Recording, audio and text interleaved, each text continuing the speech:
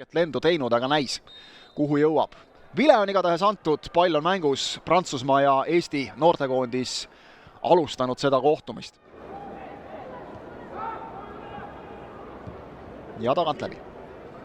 Seda tagant läbi mängimist nägime väga palju. Oi, kus nüüd eksib Nõmm väga pahasti ja siit lükatakse keskele ja selliseid asju ei saa lubada, nagu Ott Nõmm praegu teeb. 9. minutil kandiku peal ette ja Mathis Tell avab skoori. Aga selle asja tegime ise endale. Siin ei ole rohkem mitte midagi öelda. Kuidagi liiga pehmelt läks. Poolne muidugi, et on just nimelt Tell, kes selle võimaluse ära kasutab. 17-aastasena juba vahetas klubi, vaatame ära selle tulemise. Odo Peer siin konksutab ühtepidi, teistpidi, meie mehi paneb seal istuli ka Toomstikku, aga kaitses lüüakse palju õnneks Laariks. See kuidagi Tellil see viimaste aastate karjäär väga võimsa stardi järel on jäänud natukene soiku, et ega ta ei ole ka Tottenhamis, kus ta oli siis eelmise hooaja teise poole laenul ja nüüd siis suvest juba päriseks. Jälle me kaotame palli oma karistusalas ja see on alati pahandus ja siit tuleb veel üks löök ja siit tuleb teine. Siit tuleb teine ja nüüd see asi kisub juba koledaks natukene, kui Jaoui Cissé saab ka teise kirja. 2-0 prantslastele ja mõlemad väravad oleme ise ehitanud.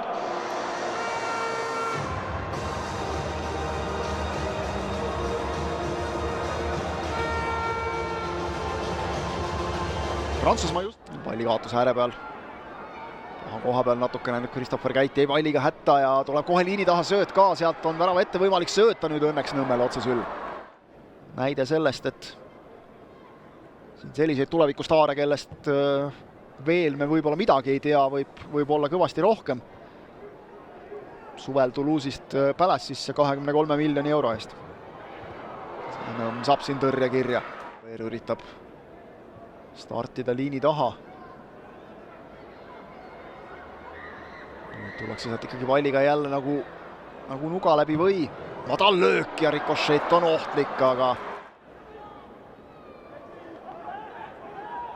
natukene söödupraakiga prantslastelt, aga veeringu klaarimine otse sai Remeri jalale.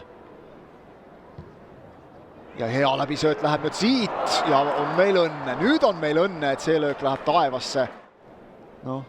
Natukene teise süsteemi järgi mängiti kui tänapäeval, aga ikkagi veerandfinaalis Itaalia kaheosalises veerandfinaalid olid siis kaheosalised toona. Vaatame selle ära ja siit läheb taevasse. Samas jah, noortekoondistesse palli valdamise protsent jookse päris nii kergelt sisse kui A-koondistes, aga seda oleks huvitav teada, sest see tundub ikka väga tugevalt Prantsusmaa poole kaldu olevat. Siit tuleb löök ja siit Nõmmelt tõrje ja see oli päris hea tõrje praegu. Selliseid nurki meil ei ole seni pakutud.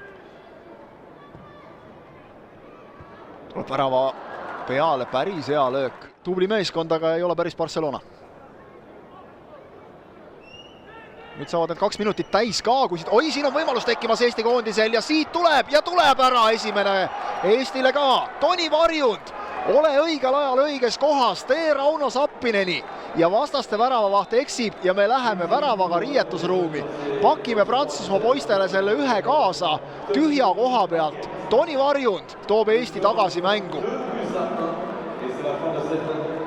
Viimased päevad on näidanud ja kes see annab selle plönni sinna tagasi, Zaïre Emery ise. Nüüd tuli kordus vale koha peal peale, aga Zaïre Emery ise lükkab sellise ebamääras. Minuteid täpselt nii, et 1, 2, 9 ja 9, aga alles 2 nädala eest siin Leedsi vastu tuli mängu lõpus sisse ja 3. lisaminutil lõi 2-2 värava, nii et tal on sealt hea hetk all. Siit kaotame jälle natuke pahasti, palli tuleb löök ka, aga õnneks ei ole seal värava all meest, kes sisse lükkaks. See klass pidi lõpetama, ei saa enam U21 mängida. Nüüd küll tundus, et Varjundile tehti viga, läbisööt siit ja Nõmmest tõstetakse mööda ja tõstetakse pall väravasse ja nüüd tahaks küll tegelikult näha seda eelnevat olukorda, sest seal tundus, et oli viga, aga fakt on see, et Prantsusmaa saab siit kätte ja vahetusest tulnud Eli Junior Grupi lööb 49 minuti järel 3-1.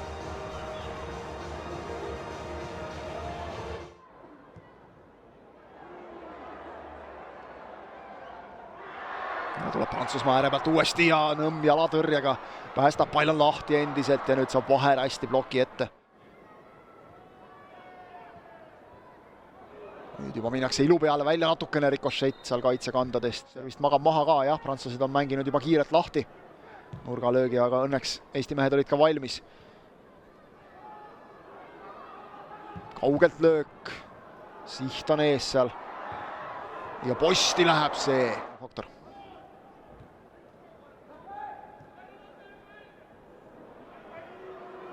Siit nüüd jälle ääre pealt minnakse päris kiiresti ja kergesti ja nüüd näeb Nõmm ka seda palli vaatama lihtsalt ja sealt tuleb 4-1 63 minuti järel. Wilson Odobeer lööb neljanda. Eeltöö tegijaks Methali. Seda ääre pealt jooksu ja sööt keskele läks kuidagi väga kergelt. Kaitsete ja väravahi eest läbi, eks see oli Tel keerutab otse värava peale, aga see on Ott Nõmmele kergelt. Kui meil A-koondise meestest saaksid ju mängida siin veel Patrik Kristal, Martin Vetkal, Karel Mustmaa, värava ette pall ja Nõmm selle peab nüüd võtma ja jääb mõtlema, mängida ja tegelikult. Ja nüüd on jälle võimalus ja jällegi eksib siin see Risseer. Hõim lükkab edasi siit, kas saame siit teise kätte? Ei!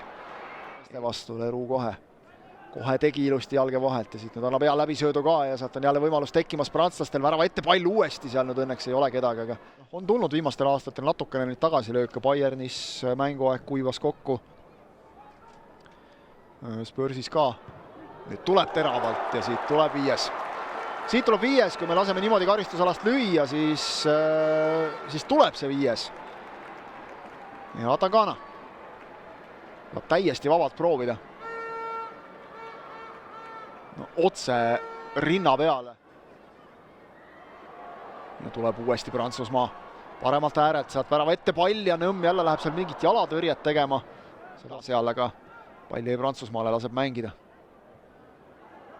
Ja nüüd Filatovile kohe ääre peal koolitatakse teda kenasti sealt Odobeer ja siit ääre minnakse panema ja nüüd siht toob joone pealt ära.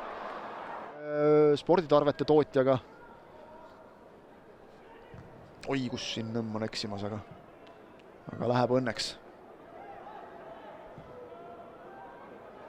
Ja sealt veel pealöök, posti läheb ja siis läheb sisse ka, kui me ei reageeri piisavalt kiiresti. Elis Junior Grupi.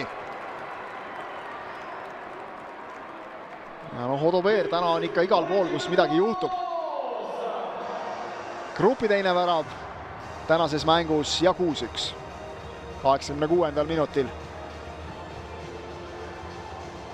Ja tänast mängu kena liigutuse, aga siin ongi nüüd see konks, et sa pead jõudma neid teha 90 minutit. Viimane rünnak, pall värava eest ohtlikult läbi, seal õnneks ei ole lööjat ja õnneks ei lööda ka omale. Veel üks variant, siia saab Nõmm käed ette ja tegelikult siia vist kohtunik. Ja on kõik. Veider on seda natukene öelda, võib-olla kui skoor on 6-1, aga Eesti koondis ma julgen öelda, häbisse ei jäänud, see on lihtsalt praegu reaalne asjade seis.